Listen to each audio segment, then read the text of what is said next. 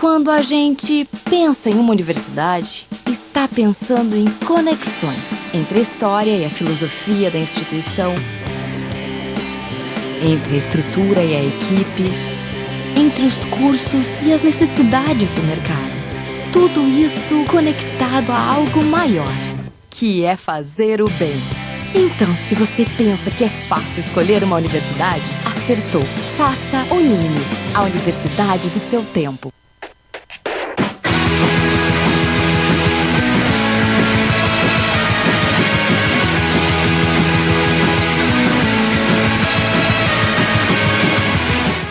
Senhoras e senhores, belíssimo dia para todos nós. Mais uma terça-feira, mais um Papo Digital. Eu sou o Lucas De Gasperi. Bom dia, eu sou o Alan De Gasperi. Nos estúdios conosco o Dr. Paulo Miyamoto, que vai falar sobre reconstrução facial forense. Aquele que acompanhou acompanhou o último programa aí, eu fui linchado sobre uma tentativa de cantar o Ru. Agora vai ouvir. Esse programa teremos o Ru ao vivo. E antes de qualquer notícia, qualquer coisa, o Papo Digital dá os parabéns para Unirock, que fez um ano. Parabéns, Universidade do Rock, Stênio aqui batendo nas costas dele. Nossa presença, Stênio e Anthony, parabéns aí. Anthony, Stênio, parabéns. O Papo Digital dá os parabéns para vocês. De programa de rock, trazendo o melhor. Formaram muitos alunos, Stênio? Alguns. Já estamos com 1.160 e qualquer coisa. É só. Fantástico. Como é que reconhece o diploma? Ainda não. Mas há de reconhecer, né? Eu espero que Deus do metal reconheça. Mas grandes bandas já reconheceram. Grandes bandas já reconheceram. A benção de Dio, né? Parabéns ao Unirock aí, um ano de programa completou no sábado. Programa muito parabéns. Bom. Todas terças e quintas. Todas terças e quintas. Às 9, né, Stênio? Metal de altíssima qualidade. O nosso tema de hoje é reconstrução forense utilizando software livre. Sim. Certo? E aí nada mais justo da gente conversar e falar sobre o Congresso Nacional de Criminalística que está ocorrendo em Búzios, correto, Paulo? Correto. Primeiro de tudo, bom dia para os nossos ouvintes e obrigado pelo convite aqui. O Congresso Nacional de Criminalística, acho que já é a sua 23ª edição, ele congrega todos os profissionais que trabalham na área de perícia criminal, né? E aí envolve desde os médicos legistas até mesmo os peritos criminais das diversas áreas. Por exemplo, desde a informática até a análise de locais de gestão. É um evento grandioso, evento muito legal e ele está acontecendo aí em Búzios. Começou no domingo e se estende até amanhã. Fantástico, fantástico. E o Paulo tem um trabalho junto com o Cícero, né, da Ebrafol. Exatamente, né? Nós trabalhamos numa ONG aqui, que a sede é Santista. Ebrafol quer dizer Equipe Brasileira de Antropologia Forense e Odontologia Legal. E essa ONG a gente trabalha muito com tecnologia aberta para dar novas ferramentas para que os problemas periciais possam ser trabalhados. Então, nos representa lá o Cícero Moraes, que é o nosso vice-coordenador. O Cícero deu palestra lá falando sobre reconstrução facial forense, sobre outras aplicações da tecnologia aberta para a criminalística. E tem sido muito legal esse intercâmbio, assim, para nós é muito importante estar próximo dos CSIs da vida real, né? Que são nossos queridos criminais. Encontrar os Grissons da vida, né, meu? Nesse congresso, dentro do trabalho do Paulo, foi apresentado junto com o Cícero, nós temos outros trabalhos muito interessantes e não dá pra gente dizer um destaque, mas as notícias falam muito sobre identificação de pegadas e impressão digital por calor. Nossa! Utilizando tecnologia para poder fazer tudo isso. Então você percebe que é um congresso muito importante e que só tem a acrescentar e agregar cada vez mais a parte criminalística, de perícia. Ainda mais aqui no Brasil, que muitos crimes não são resolvidos por falta de provas, né? De evidências. Exatamente. A gente tem um problema muito sério aqui no nosso país, que é a impunidade. E muitas vezes ela se dá por conta da falta da prova. Não a prova de testemunhas ou até mesmo de confissão, mas a prova técnica. Então é importante que, né, até mesmo a nossa lei determina que mesmo, por exemplo, que haja uma confissão, se houver necessidade de uma prova técnica, uma análise científica sobre aquele fato, ela tem que ser feita. Então muitas vezes acabam tendo situações onde essa prova técnica ela não consegue ser produzida da melhor maneira, não por uma questão de falta de capacidade dos profissionais que trabalham, mas até mesmo por falta de condição, falta de apoio mesmo do poder público. Então, se nós, como país, quisermos melhorar a questão da justiça, da impunidade e outros problemas associados, como problemas das pessoas desaparecidas, como casos que estão sem solução, um dos pontos para a gente começar é melhorar a produção da prova técnica. São os peritos que vão atuar como os olhos e os ouvidos do juiz na questão técnica e vão dar para os nossos operadores do direito os elementos que eles precisam para poder entender melhor um caso do ponto de vista técnico, e a partir disso a justiça poderá ser feita de uma maneira muito mais eficiente e justa. Essa carência se dá muito por falta de recurso? Aqui falta de profissional, falta de A gente tem por exemplo, aqui em São Paulo nós temos um problema seríssimo. Nós, segundo alguns dados que eu vi, o quadro de peritos criminais está defasado em 40%. Existem vários colegas que se concursaram aí no último certame aí da Polícia Científica e não foram convocados ainda, não foram nomeados. Então eles estão há quase 2 anos aguardando uma nomeação, e a polícia está precisando desses profissionais e a gente fica aí com esses tipos de problemas. É crise, cada hora é um empecilho que não deixa esses colegas entrarem no serviço, e quem sofre com isso não são só eles, é a população em primeiro lugar. Quase precisaria fazer uma perícia para investigar por que demora. Tem que fazer uma. Não vamos tocar nesse assunto. Vamos tocar nesse assunto. Nesse congresso, além de tudo isso, no dia 8 foi. Não é inaugurado, né? Lançado. Nossa, fugiu a palavra. Foi lançado o livro do Dr. Paulo, que é o Manual de Reconstrução Facial 3D Digital. Primeiramente, parabéns pelo lançamento, parabéns pela iniciativa. E esse livro é um e-book. Sim. E é gratuito. É gratuito, é só se cadastrar. É o conhecimento que eles estão disponibilizando. Está na nossa página do Facebook, Está na nossa página, foi divulgado ontem, a gente divulga de novo hoje. Com certeza. A página do download. E, Paulo, parabéns para você, parabéns pro Cícero, pela iniciativa, porque é um conhecimento caro. Você fez um doutorado lá na República Tcheca, passou anos estudando forense, né, as técnicas forenses, e está disponibilizando de maneira gratuita para quem quiser. É o conhecimento Primeiramente, aberto. Parabéns pela iniciativa, Sim. Paulo. Muito obrigado. Esse livro, na verdade, ele materializa um corpo de conhecimento que a gente foi formando ao longo de muitos anos de parceria. Quando eu estava estudando na República Tcheca, né, eu fui beneficiado com uma bolsa do Ciências Sem Fronteiras, e o livro é uma das maneiras de retribuir, né, esse investimento que a sociedade faz nos nossos estudantes, e que por sinal está cortado também. Agora, infelizmente, está suspenso. Infelizmente. E então o que acontece? A questão desse livro, ele é um livro digital, gratuito, e ele pode ser baixado por qualquer pessoa, onde a gente ensina o passo a passo das técnicas para fazer reconstrução facial forense, usando o software aberto, com links que você pode baixar, arquivos para trabalhar o passo a passo. E a gente fez com muito carinho essa obra, pensando realmente em semear o conhecimento para a gente. O conhecimexemplo, a tecnologia só tem valor se ele estiver em trânsito. Quanto mais pessoas estiverem trabalhando com isso, melhor, né? Por exemplo, quanto mais peritos se interessarem em aplicar o 3D aberto às suas rotinas, para nós melhor, e principalmente para a sociedade. Sim. É melhor. Então o nosso sonho é que um dia o Brasil se torne um país de referência na aplicação do 3D com software aberto, né? E por que a questão do software aberto? Porque é possível você fazer muitas coisas com a tecnologia atual. Eu consigo ter escaneamentos em 3D com altíssima qualidade, eu consigo fazer muita coisa. O problema é que a acessibilidade disso nem sempre é imediata, né? Se eu quisesse fazer uma reconstrução facial, por exemplo, eu teria que utilizar um tomógrafo, né? Qual é o tomógrafo que estaria disponível para o pessoal do IML, né, submeter um cadáver a exame? Nossa, no eBay eu não encontrei nenhum. É muito difícil. Então a questão de... Tudo começou quando eu estava lá estudando. E aí eu via algumas pessoas me mandando links. Olha, você já ouviu falar nesse cara chamado Cícero Moraes? Ele mora lá em Sinop, no Mato Grosso, e ele está fazendo reconstrução facial também em 3D. E na época eu trabalhava na técnica manual.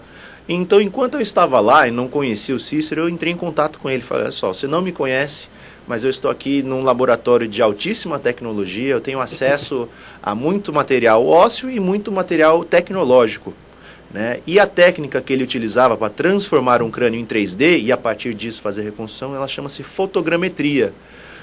São várias fotos digitais que elas são cruzadas e dão origem a um objeto tridimensional.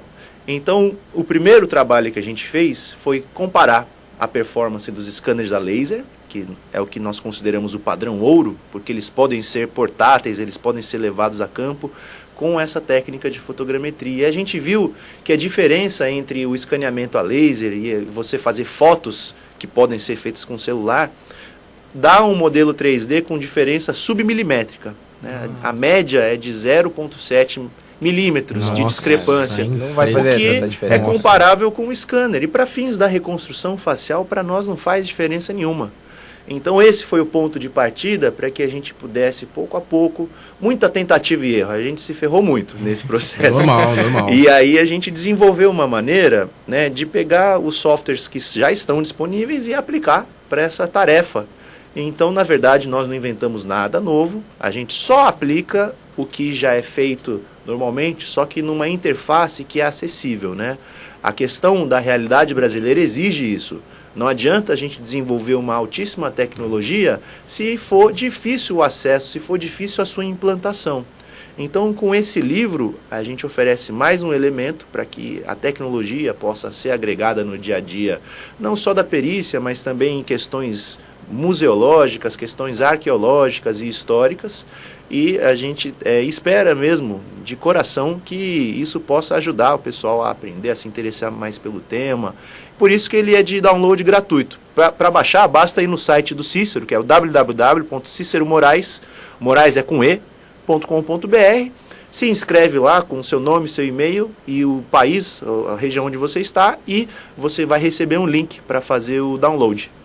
Eu percebi também que nesse site vocês disponibilizam alguns arquivos, né, também auxiliares. São exemplos e seriam o quê? Referências? São arquivos que, por exemplo, para trabalhar com a fotogrametria, a gente disponibiliza conjuntos de fotografias que vão dar origem ao crânio 3D. Para trabalhar com a modelagem, a gente disponibiliza como se fosse um template, né, com um crânio já com uma face pré-modelada, para que o usuário possa, né, praticar os seus primeiros passos na modelagem 3D. Então tudo é feito para que a pessoa ela já tenha um ponto de partida onde ela não precise, né, sair da estaca zero. A gente já encontrar chegou... um cadáver, né? Nem fazer os seus, né? Exatamente. De preferência, sem ter que, né, obter um cadáver por vias pouco ortodoxas. Mantenha o seu cachorro vivo. Mantenha né? o seu cachorro, seus bichinhos vivos, pelo amor de Deus. Porque até a ideia é realmente muito importante, porque tudo nasce de um crânio.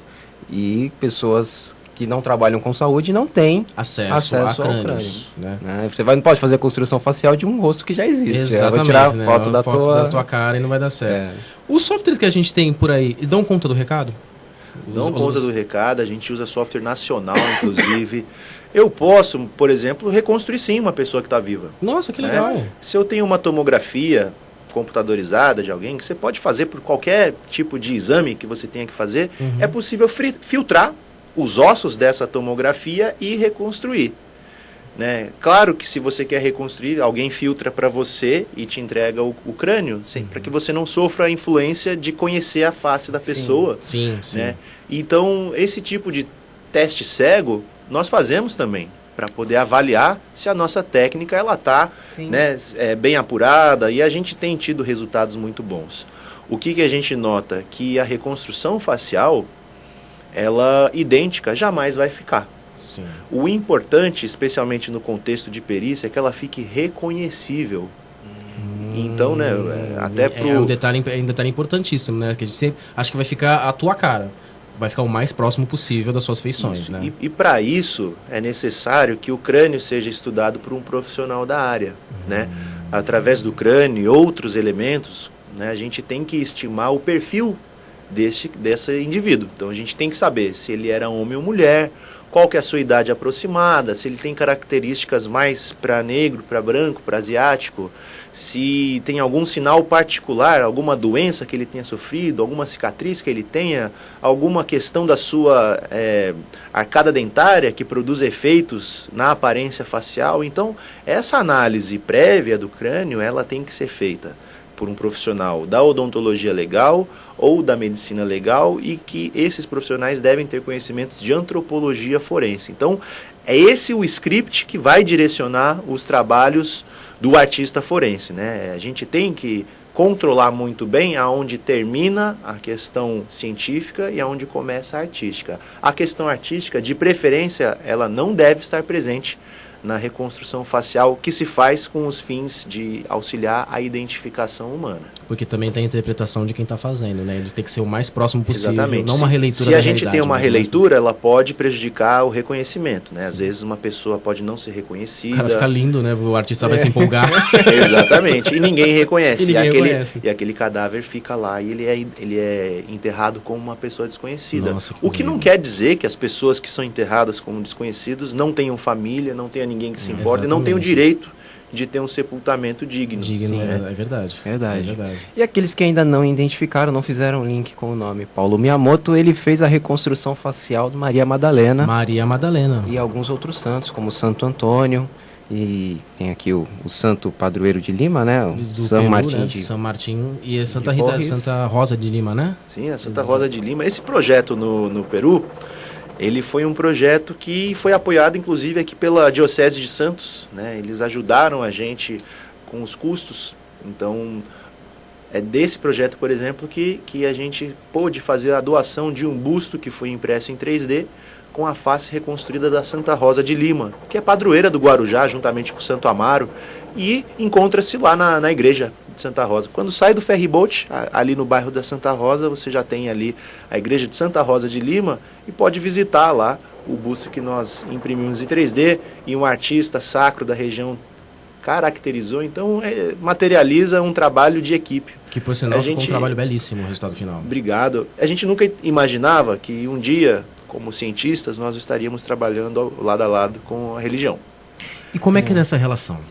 Perfeita. Nós temos uma relação muito boa com o pessoal de igreja, eles respeitam muito o nosso trabalho, né? Eles não tentam se intrometer em questões que não fazem parte diretamente, né, do trabalho deles, e a gente respeita muito também o trabalho deles, né? Então a gente busca, além de atuar com uma postura de muito respeito e de muita tolerância e de muita parceria, né? A gente, nesses casos que a gente reconstrói santos, por exemplo, não são casos forenses, então a gente tem a liberdade para caracterizar essa reconstrução segundo as informações da época. Então, por exemplo, a gente sabia que as vestes do São Martinho de Porres seguem as vestes da Ordem dos Dominicanos, que é um hábito branco com um capuz negro e tudo mais. Então a gente pode caracterizar seguindo essas informações, né? Então o resultado final, a gente tem aí uma aparência muito mais estilizada, né? Mas a gente pode porque são casos históricos, então não tem muito o problema desse viés, dessa descaracterização, poderia ser, né, entre aspas. E quem nos acompanha na webcam, vou mostrar a foto da reconstrução. Sim, da reconstrução de como ficou o padroeiro. E como é que foi a reconstrução de Maria Madalena? Depois, quando eu vi, o Alan me comentou sobre, eu comecei a pesquisar sobre o seu trabalho, Maria Madalena, gente, Maria Madalena, cara, da época de Cristo. Esse trabalho, né, ele surgiu depois que a gente fez os trabalhos da reconstrução facial de Santo Antônio, certo, né? A repercussão foi enorme, a gente até chegou a perder o controle das notícias que são publicadas. A gente gosta de acompanhar e a gente perdeu. E entrou em contato com o Cícero, né, um profissional chamado Dr. José Luiz Lira. Ele reside no Ceará e ele é um agiólogo, ele é um estudioso da vida dos santos. E as suas pesquisas históricas apontaram para a existência de um crânio no sul da França que atribui-se a Maria Madalena, né, um crânio que ele é preservado num relicário, né, um busto cuja face você remove e dentro da face está o crânio. Então a gente iniciou contatos com o pessoal da igreja, né, a Basílica de Maria Madalena, e um pouquinho de diplomacia para lá e para cá, nós tivemos a permissão para realizar o trabalho, e quem fez essas fotografias, né, que serviram de base para fotogrametria, foi o padre Florian Racine, que é o curador da Basílica. Então ele, à distância e seguindo instruções que a gente teve que traduzir para o francês, ele nos mandou as fotos, fiz aqui uma análise antropológica, ainda que indireta, e estimei mais ou menos as características daquele crânio, e o Cícero Moraes fez a reconstrução facial, né? Então, esse trabalho foi mais um trabalho internacional, mas aí que está a questão da tecnologia. A gente trabalha à distância. Tinha um lá na França, um no Ceará, um no Mato Grosso, um em São Paulo. A gente trabalhou para isso. No mesmo projeto. Exatamente. Inclusive, eu queria até convidar o nosso amigo ouvinte que mais ou menos em dezembro nós vamos doar um busto impresso em 3D de Santa Maria Madalena para o Museu de Arte Sacra aqui da nossa cidade, né? Então, contando com o apoio do CTI, que é o Instituto Federal, Centro de Tecnologia de Informação Renato Archer, que é em Campinas, eles vão fazer uma impressão 3D para a gente. Ela vai ser pintada por um profissional de arte sacra, Mari Bueno, de Sinop, no Mato Grosso, e nós vamos doar aqui para a nossa cidade, né? Nossa, acho que é legal, importante a gente valorizar sempre a nossa região. Sim. Né? É um projeto que, apesar de ser artístico, histórico e até mesmo religioso, na verdade a gente usa para chamar a atenção das pessoas para a questão da tecnologia e da importância da perícia, para a garantia dos nossos direitos mais fundamentais. E quanto tempo demorou essa reconstrução, Paulo? Na verdade, a nossa técnica que a gente desenvolveu, a partir do momento que a gente tem o crânio digitalizado, em questão praticamente de 48 horas a gente consegue fazer a reconstrução básica, né? A face, assim, sem caracterização, ela está pronta em 48 horas. Mas no caso da Maria Madalena, a gente trabalhou fazendo um intercâmbio, né? A gente mostrava os resultados lá para o pessoal da França, eles davam para a gente informações adicionais, como as vestes da época e tal. E aí a gente a gente ficou aí mais ou menos uns 2 a 3 meses trabalhando juntos, mas o processo em si é rápido. Entendi. Né? O que demorou mais foi esse trâmite de troca de informação e de Exatamente, porque é um trabalho muito crítico, né? A figura de Maria Madalena, ela gera muita controvérsia. Muita polêmica também. Tem gente que acredita que ela era prostituta, tem gente... As escrituras dizem que ela foi a primeira pessoa que viu Cristo quando ressuscitou. Sim. Então tem muita controvérsia. Então era muito importante que esse trabalho somente fosse divulgado quando estivesse pronto e de acordo com as especificações, as recomendações que a Igreja Católica faz, né, nos fez. E como foi a comoção pública quando viram os resultados desse trabalho? Dos fiéis, das pessoas como as pessoas receberam essa imagem, essa reconstrução? Depende muito da reconstrução, porque as imagens religiosas que a gente tem, elas são idealizações. Sim. Né? Não quer dizer que todos os santos tinham um aspecto angelical, que eles são retratados. São pessoas. Então, tem reconstruções que são bem recebidas e tem reconstruções que não são tão bem recebidas. Foge da expectativa. Quando fica bonito, né? Por exemplo, a face de Maria Madalena ficou bonita. Ficou. Mas não é porque a gente inventou, é porque o crânio dela tem proporções harmônicas e tudo mais. A face de Santa Rosa de Lima também. Ficou fantástico. Né? Então o pessoal adora. O pessoal gosta muito, se emociona. Quando não está tão bonito assim, por exemplo, o crânio de Santo Antônio, ele foge aos padrões estéticos que a gente vê. Bastante rudes até, né? O Santo Antônio com feições rudes. Se você comparar com o pessoal, com a imagem, teve gente que não gostou, teve gente que odiou, na verdade. Santo Antônio, ele não é assim. Eu sei que ele não é assim. Por que a gente teve que fazer ele assim? Porque ele era um franciscano. Ele fez um voto de pobreza, ele peregrinava, ele andou a pé muito pela Europa para pregar o evangelho. Então, os próprios ossos dele apontam que ele tinha, por exemplo, calcificações nos joelhos, de ficar orando muito de joelhos. Nossa. Tinha algumas malformações nos ossos do pé, devido a caminhar demais. Então, quando nós fizemos a caracterização, né, o Cícero trabalhou nessa parte, a gente mandou com a influência que a gente tem. Então tinha um halo, tinha as vestes, o hábito marrom e o cabelo, né, cortado, exatamente. Né? Aí o pessoal na Itália, né, quem fez isso com a gente? O Centro de Estudos Antonianos, que é a entidade católica responsável pelos assuntos de Santo Antônio, o Museu de Antropologia de Pádua e o Arctim, que são arqueólogos, né? Eles mandaram de volta pedindo, olha, temos que mudar tudo. Primeiramente, o hábito que usava-se na época era cinza. Nossa. E, em segundo lugar, nós queremos que tenha uma barba por fazer, porque a aparência pessoal era a última das preocupações dos monges franciscanos. Então, provavelmente, se nós víssemos o Santo Antônio hoje em dia nas ruas, poderíamos até pensar que ele era um andarilho. Mais ou menos, porque provavelmente tinha uma aparência muito desleixada comparada com os padrões atuais. Então, quando as pessoas viram isso destoava muito do que elas estão acostumadas a ver desde que nascem. Então, algumas gostaram, outras não gostaram. Então, as reações, elas são as mais diversas possíveis, né? Tem até gente que faz comentário extremamente racista. Nossa. Teve comentário extremamente racista. Não, ele está muito escuro para ser o Santo Antônio. Nossa, que coisa. A gente fica de cabelo em pé, mas acontece. Acontece, né? A gente tem essa ignorância. E você está acostumado a ver uma imagem pintada, um santinho, né? E se comparar com a reconstrução de vocês, os traços do maxilar da reconstrução são muito mais largos do que aquele delineadinho. Então a pessoa já começa a ter uma noção de que, como você falou, é uma feição mais rústica do que foi pintado. Porque ela foi idealizada para uma aceitação pública, né? Sim, então, ela é bonita. Ele foi investigar o que não era. Que o rústico não seja bonito, mas é um outro grau de beleza. Sim. Sim, vem desde o século XIII. Ela vem sofrendo mutações. É o estilo do artista, o estilo da pintura da época, da escultura. E as ações do tempo sobre um crânio, ela também influencia na hora de fazer uma reconstrução? Influencia, porque nós podemos ter vários fenômenos da decomposição sobre o crânio. Nós podemos ter influência de animais. Então, o que vai influenciar a conservação de um crânio? Aspectos de... Tem uma ciência que chama-se tafonomia forense, que estuda isso. Então, umidade relativa do ar, temperatura, composição química do solo, se estiver lá, influência de plantas, influência de animais.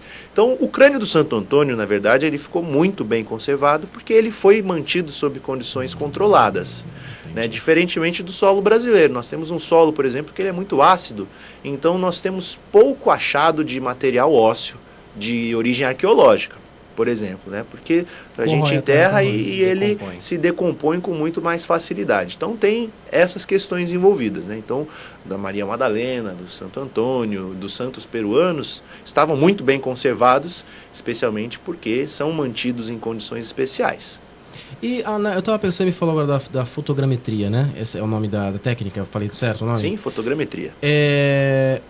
Para analisar o crânio e fazer a análise. É diferente de você, com certeza é diferente você pegar o crânio na mão e fazer essa análise, mas os resultados são parecidos? Como é que funciona mais ou menos essa técnica? É difícil, porque embora a gente tenha uma impressão que o 3D é maravilhoso, existem muitas limitações para você analisar um crânio do ponto de vista da antropologia, quando ele não está presente. Então, acho que com exceção do paladar, todos os outros sentidos você aplica na análise antropológica. Então é importante você ter o tato.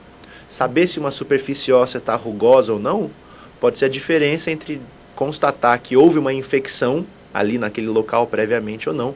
Pode ser a diferença entre você diferenciar o sexo masculino do feminino, né? Então o próprio peso do crânio também influencia. Então questões de textura também, de superfície do crânio, a gente depende muito, e nem sempre no 3D isso é reproduzido adequadamente. Então a gente tem que se apoiar no máximo de informação possível.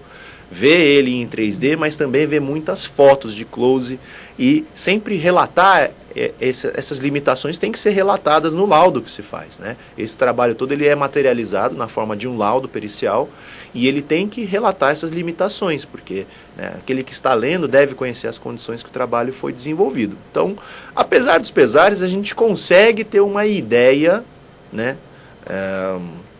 que ainda que não seja 100% igual ao crânio, né, in loco, dá para ter uma ideia bem aproximada. Ele comentou do paladar, eu tava aqui pensando, depois é que eu entendi, foi o gosto do osso não deve mudar. Não deve mudar muito, ficar botando a língua no osso vai ser meio complicado. A nossa conversa tá muito boa, a gente vai agora pro nosso primeiro break, o bloco musical. Estênio, dá o play, vamos curtir um CSI.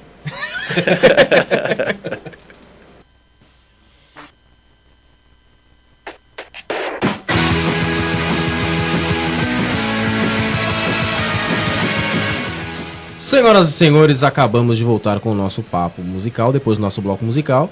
Papo digital. Papo digital é que muita música. O The Who me deixou A totalmente gente pode montar um papo musical, mas por papo enquanto é musical digital. seria interessante.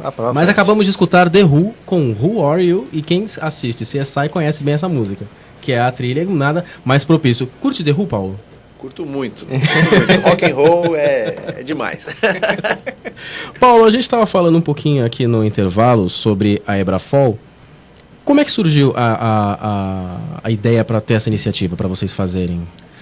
A Ebrafol, né, ela é uma ONG sem fins lucrativos, né, ela é uma OCIP, então quer dizer que a gente pode estabelecer parcerias com o poder público. Ela surgiu, em parte, depois da reconstrução facial do Santo Antônio. Ela deu uma repercussão muito grande. As pessoas começaram a perguntar, e aí? O que vai ser em seguida? E ao mesmo tempo, né, o Cícero e eu, nós somos profissionais que não estão vinculados a instituições públicas de ensino e de perícia. Mas ao mesmo tempo a gente tinha uma dificuldade para se relacionar com essas instituições porque nós éramos pessoas físicas, né? Então existe uma dificuldade. Quero dar um curso para ensinar o pessoal a fazer isso. Putz, só pessoa física com uma pessoa jurídica, um instituto, é difícil. Então a gente pensou em esse conhecimento, a gente falou, esse conhecimento é muito bom, ele precisa ser difundido. Então a gente fundou aqui em Santos a Ebrafol, justamente para isso. A gente quer promover os direitos humanos, mas de um jeito científico. Então, promoção de direitos humanos no sentido de o quê? De ajudar a justiça a ter os elementos para poder, né, inocentar ou condenar adequadamente, não aquele viés que o pessoal associa direitos humanos com, né, vou soltar bandido. Não, nada disso. A gente quer melhorar a atuação da justiça através da melhora da produção da prova pericial. Então, o objetivo é esse. Na Ebrafol tem dentistas, tem advogados, tem profissional de computação, tem profissional de relações públicas. Então a gente é ainda relativamente pequeno, mas a ideia é botar à disposição, né? Tem alguns outros países, até mesmo da América Latina, que tem ONGs que prestam assessoria de antropologia forense e investigam, inclusive, violações de direitos humanos que ocorreram nos períodos ditatoriais. Nossa. Né? Na Argentina tem uma ONG muito forte, Peru também, Guatemala, enfim, em muitos países. E no Brasil a gente estava para trás. Então a gente pensou que essa seria uma maneira interessante de transmitir esse tipo de conhecimento, de ajudar a melhorar o nosso país, sem necessariamente ter um fim lucrativo. Porque também quando a gente trabalha com perícia, é questionável você envolver fins lucrativos com uma questão que teoricamente deve ser imparcial. É verdade, até então, vias éticas. Né? Exatamente. Então, para fins éticos e jurídicos, a gente preferiu se constituir como uma ONG sem fins lucrativos, autônoma, independente, apolítica. Então, quem quer ajudar a gente aceita. Mas não quer dizer que a gente se comprometa com qualquer tipo de setor. Nosso compromisso é com a verdade científica. Entendi. Né? Paulo, você comentou aqui no nosso intervalo sobre a parte de identificação, né? Que não é só questão de identificar mortos, mas sim vivos também é muito importante, ou talvez mais, né? Poderia falar um pouco pra gente sobre essa questão? Sim, a gente não para pensar no dia a dia, mas a identificação das pessoas que falecem é muito importante, né? Primeiramente, né, quem já me conhece vai me ouvir falar isso pela enésima vez, mas eu vou falar de novo, tá? Vai ficar gravado. Porque isso tem que ser repetido, sim. Todo mundo tem que saber isso. Vai ficar para a posteridade agora. É importante, primeiramente, para a família da vítima. Sim. A família tem o direito de sepultar dignamente o seu ente querido. Sim. As pessoas têm que passar pelo processo de luto, têm que chorar, têm que sofrer, têm que aceitar e a vida segue. Sim. Se você não tem isso, né? Pensa, o Vitor Belfort, por exemplo, tem uma tragédia na família dele. A irmã dele desapareceu há muitos e muitos anos. E não foi encontrada. Né? Não foi encontrada. Nossa, talvez provavelmente ela faleceu, provavelmente. Mas até hoje eu tenho certeza que se eles enxergam alguém que se parece minimamente, eles devem olhar com um fio de... Então isso causa um sofrimento. Essa dúvida é terrível. Então tem a questão humana, emocional, mas tem a questão policial também. Você tem que identificar uma pessoa para saber se aquilo foi um crime, se houve uma motivação por trás daquilo, enfim. O Estado precisa conhecer as circunstâncias de uma morte. Tem também a questão social. Uma família às vezes, só consegue receber a sua pensão, seu seguro de vida, a sua herança, se existe um documento chamado Declaração de Óbito, Certidão de Óbito, né? Então, tem aspectos da nossa vida social, jurídica, econômica, que dependem da identificação das pessoas. Então, é muito mais importante identificar as pessoas para quem está vivo, né, em termos práticos, do que para quem faleceu. Então, identificação humana é muito mais que uma coisa técnica, é um ato de humanidade, né? A família que está no momento, né, numa iminência, tem a suspeita fortíssima de que uma pessoa querida faleceu, aquele momento é muito duro. Sim. Então, se essa tarefa puder ser feita de uma maneira eficiente, rápida, a própria liberação mais rápida de um cadáver para sepultamento é uma maneira indireta de ajudar também. É mais humano, né? É humano. E aí, infelizmente, a gente às vezes só vai descobrir que temos problemas com esse tema da pior maneira possível, quando a gente passa por dificuldades na qualidade de parentes de vítimas, de pessoas que ficam sem informação e que, né, então, a ideia da Ebrafol é ajudar nesse tipo de situação. Então, nesse aspecto, nós temos 3 vias de atuação principal. Certo. A gente presta serviço pericial para os institutos que nos pedem. Então, quando alguém, né, pede uma reconstrução facial para a gente faz, sem problema, em parceria. E aí o laudo passa a ter uma sessão reconstrução facial forense. E aí o delegado pode divulgar, as autoridades judiciárias podem divulgar para tentar identificar essa pessoa. A gente também treina. Os peritos, os profissionais que desejam aprender essa técnica podem fazer cursos com a gente vai até o local para dar curso, a gente está com o livro, tudo isso no sentido de abrir o leque mesmo, para poder disponibilizar. E a terceira via de atuação são projetos culturais. Então, as pessoas perguntam, por que vocês fazem crânios de santos? Né? Qual é o sentido disso? Nossa, tem tanta gente com maiores problemas, vocês ficam fazendo crânio de santo. Concordo, mas, né, não totalmente, porque esse tipo de projeto ele é interessante, por exemplo, para o religioso, né? O fiel ele tem uma chance de se aproximar do aspecto humano do santo que ele venera, mas também nós da Ebrafol temos uma chance que ela é muito rara de conversar com a população diretamente sobre a importância desses temas. Por que é importante a perícia? E passa a conscientizar melhor, né? A gente, infelizmente, vê que tem muitos políticos que as promessas de campanha, os projetos de governo, não incluem a perícia. E nós estamos vendo que fica desamparado um aspecto básico da nossa vida em sociedade, que é a eficiência do poder judiciário.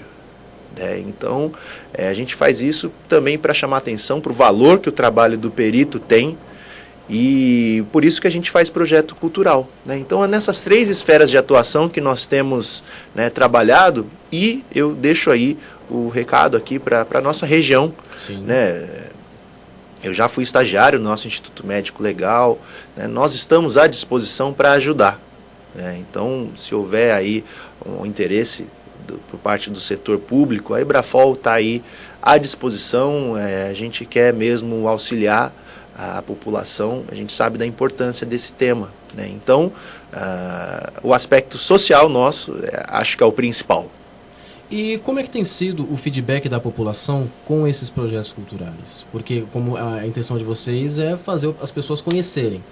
E como é que tem sido esse feedback? As pessoas têm aceitado, têm conhecido? Como é que tem sido isso? Tem sido muito bom. A gente recebe muita mensagem na nossa fanpage de pessoas, olha, eu estou estudando, mas eu já estou querendo ser perito criminal, como que eu faço para começar a trabalhar com antropologia forense, como que funciona, onde que eu posso, né, começar. Então é muito legal que a gente percebe que está despertando interesse das pessoas, tanto para atuarem, mas também as pessoas passam a nos perguntar, nossa, então como é que funciona para identificação pela arcada dentária das pessoas? A gente explica, tal. Então a população tem recebido a gente muito bem, mas a gente ainda sente que tem um longo caminho a percorrer. A gente tem muita coisa a ser feita. Então, por exemplo, aqui no nosso estado de São Paulo, né, o governador ele vetou um projeto que criaria o cargo do perito odontologista dentro dos IMLs. Nossa. Então, nós temos a presença do dentista forense somente na capital, né, centralizado num núcleo que, em teoria, atende a demanda de todo o Estado. Nossa. Mas, Tem como. venhamos e convenhamos, essa é uma demanda que é reprimida. Né? Nem todos os casos que poderiam ser beneficiados pela odontologia legal são analisados. Não tem nem como. Então, por exemplo, nós não temos aqui em Santos um profissional de odontologia que ajude, né, nos casos de identificação. E não só no morto. Né? O maior volume de trabalho é no vivo. Né? As pessoas que se acidentam, que sofrem violência e que têm danos odontológicos, esses danos eles precisam ser relatados no laudo. Senão fica como se eles nunca existissem. Né? Então a perda de um dente não é só uma perda estética. Você tem prejuízo na fala, na sua mastigação, na sua digestão, no seu relacionamento social com as pessoas. E esse tipo de dano, vira e mexe, ele não é adequadamente relatado pelos peritos médicos legistas. Seria interessante a presença de um odontolegista também. E a gente teve vetado, infelizmente, esse tipo de projeto. Então é menos campo de atuação para o profissional de odontologia, só que, acima de tudo, é um prejuízo muito grande para a população. Sim. São muitos estados que têm a figura do odontologista. O Rio de Janeiro, por exemplo, tem um serviço fantástico lá. E aqui em São Paulo a gente se encontra nessa situação. Então, por essas e outras razões, também, mais ainda, Quebra-Fall está à disposição. Então, existe toda uma questão estrutural nossa. Então, seria importante isso. E tem que partir da sociedade esse tipo de iniciativa. Nós somos cidadãos. Né? A Quebra-Fall não é nem público nem privado. É o terceiro setor. Então, são cidadãos que se organizam em prol de uma causa que ela pode até não ser estatizada, mas ela é de interesse público. E vocês são pioneiros aqui no Brasil, nesse tipo de iniciativa, ou existem em outros estados, outros lugares, algo similar? Existem grupos de estudo, né, espalhados aí pelo país, mas nós acreditamos que nesse tipo de atuação, que foca muito na tecnologia aberta, tal, nós ainda estamos assim praticamente sozinhos, né? Mas o importante é que a gente tem muita parceria, né? O nosso interesse é trabalhar junto. Então, quem nos chama, a gente tem o maior prazer de trabalhar junto, de ajudar. E você estava comentando, Paulo, me veio em mente agora essa questão de identificação de vivos, até para evitar a falsidade ideológica, né? Por meio de documentos com fotos de terceiros e coisas desse tipo, né? A questão da identificação facial do vivo, ela é muito importante, né? A gente vê que hoje em dia, todo lugar praticamente tem uma câmera de segurança. Sim. Então, você já parou para pensar como é difícil você explicar por que a pessoa naquele vídeo que é preto e branco, com uma baixa definição, é aquele suspeito que a polícia pegou? Tá vendo aqueles pixels ali? É você. É muito difícil. Aqueles 2 quadrados é você. Esse tipo de análise no vivo é muito difícil. Então, existe uma iniciativa aqui no Brasil, a CAPES, né, que é o órgão que coordena a pós-graduação, ela abriu um edital para projetos das ciências forenses. E um dos projetos que foi agraciado com financiamento é o projeto de fotoantropometria facial. Ou seja, através de imagens, fazer o estudo das faces com finalidade de identificação, de caracterização.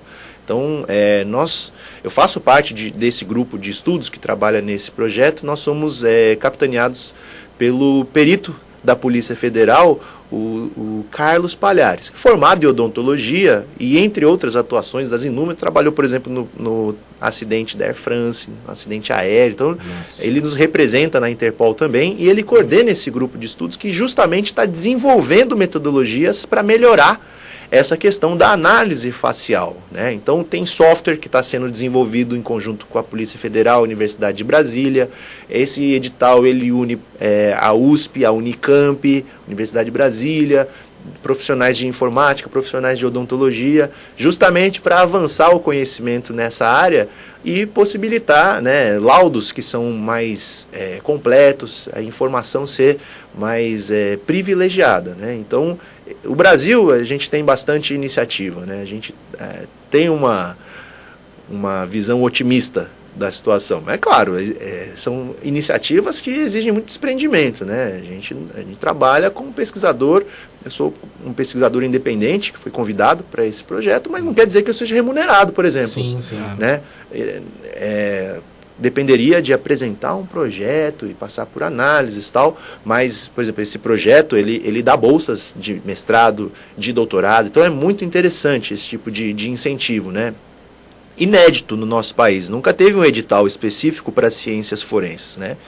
Então, esse projeto aí, na verdade, ele tem uma vertente de mortos e a vertente de vivos, né? Então, a vertente da fotoantropometria facial foi, inclusive, tema aí no Congresso de Criminalística. Teve palestra ontem do professor Palhares lá, e a gente, até mesmo nas ciências forenses, é um tema relativamente novo e aonde a gente carece muito de bases teóricas, científicas mais sólidas. Então, é justamente esse o objetivo da CAPES ao financiar esse tipo de iniciativa. Então, né, temos aí muito trabalho a ser feito e a gente espera que ao final desses 3, 4 anos, né, de projeto, a gente consiga desenvolver produtos periciais. Produtos que ajudem o perito que está lotado na seção de audiovisual, na seção de imagem, na seção que trabalhe com esse tipo de investigação, ajude ele a trabalhar melhor, com mais confiança. E é muito importante ter conhecimento de que o Brasil investe forte nisso, né? No país, iniciativas muito boas e que não são de conhecimento do público, né? No setor criminalístico, no setor pericial. É importantíssimo de saber. Paulo, onde é que fica a Ebrafol aqui na cidade? A Ebrafol, ela fica no Boqueirão, né, na Avenida Conselheiro Neves, pertinho do Colégio Stella Maris. E, na verdade, não é nem escondi nada. A Ebrafol é uma sede, é uma salinha dentro do consultório. É uma salinha dentro do consultório. É o QG mesmo. O consultório pertence a meu pai, eu trabalho lá também. A gente usa como QG, mas o nosso trabalho é muito mais virtual do que presencial. Certo. Né? A gente tem scanner de mão, a gente tem impressora 3D, a gente tem muita tecnologia e não necessariamente a gente precisa de um complexo, de uma infraestrutura super desenvolvida. Claro que a nossa intenção seria abrir um centro de estudo aqui na cidade, né, onde a gente tivesse uma área para análise antropológica de ossos, tivéssemos radiologia. A gente quer isso para a gente, só que a gente precisa de apoio. Né? Sim, sim. A gente precisa de apoio político, apoio econômico, apoio da população, né? Mas a gente tem esperança que isso possa acontecer, sim, né? Quem sabe um dia. Por enquanto a sede tá lá no consultório, mas, né? Mas o mais difícil que é começar, vocês fizeram. Começaram muito bem, por sinal. Paulo, o nosso tempo infelizmente é curto. O Papo Digital, em nome da Rádio Unimes, agradece a sua presença. Muito obrigado pela presença. Agradeço estar aqui na Unimes. Prazer. Ter aceitado o convite assim de primeira. Com tanta simpatia, isso é fantástico. Conversar um pouco com a gente sobre os seus estudos, sua experiência, o livro, todas essas áreas maravilhosas de conhecimento e as considerações finais do programa. Fica à vontade para fazer o convite. Pode falar o que você quiser. Bom, eu agradeço muito de estar aqui. Fico contente que a nossa cidade tem aí um canal de comunicação focado na tecnologia. Então eu agradeço muito de estar aqui e eu convido mais uma vez o pessoal a baixar o nosso livro, né? Nem que seja só para uma leitura de cabeceira, para saber melhor o que acontece, né? Vá no site do Cícero Moraes, www.ciceromorais.com.br, Moraes é com E, baixe o nosso livro. E se você deseja ajudar a Ebrafol, não vou nem te pedir dinheiro, tá? Curta a nossa fanpage no Facebook, facebook.com/Ebrafol. Só de você falar que a gente existe, já nos ajuda muitíssimo, certo? Então, obrigado a todos e uma boa semana. Obrigado, Paulo. Vamos para o nosso bloquinho musical, escutar um pouquinho mais de The Who. Senhor, dá o play.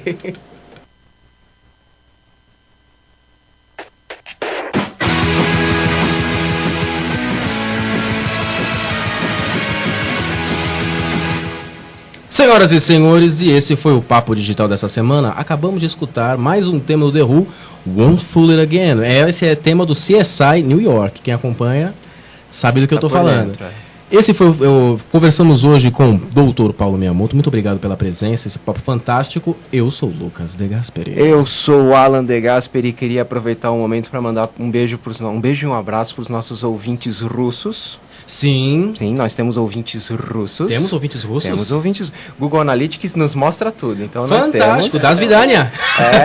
Isso que ele disse para você também. Eu espero que não. Eu espero ter me despedido. Até onde eu sei E não tenha ofendido o Putin. Exatamente. Tomara que não. Putin, um beijo. Spasibo. Spasibo. Chique isso, né? Um abraço para todos os nossos ouvintes. Curta a nossa página no facebook.com/Papo Digital no Face, que tem todas as informações da entrevista de hoje e o livro para você fazer um download. Sim. É um caminho também de você encontrar. Nos siga no Instagram, @Papo Digital, e nos ouça no podcast, programa papodigital.blogspot.com. É muito endereço para decorar, cara. E até o próximo papo. Um abraço. Abraço, beijo.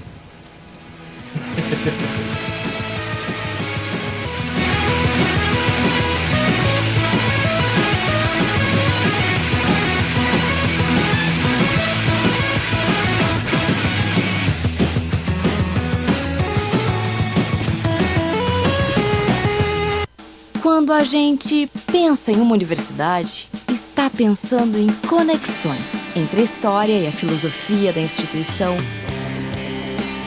entre a estrutura e a equipe, entre os cursos e as necessidades do mercado. Tudo isso conectado a algo maior, que é fazer o bem. Então, se você pensa que é fácil escolher uma universidade, acertou. Faça Unimes, a universidade do seu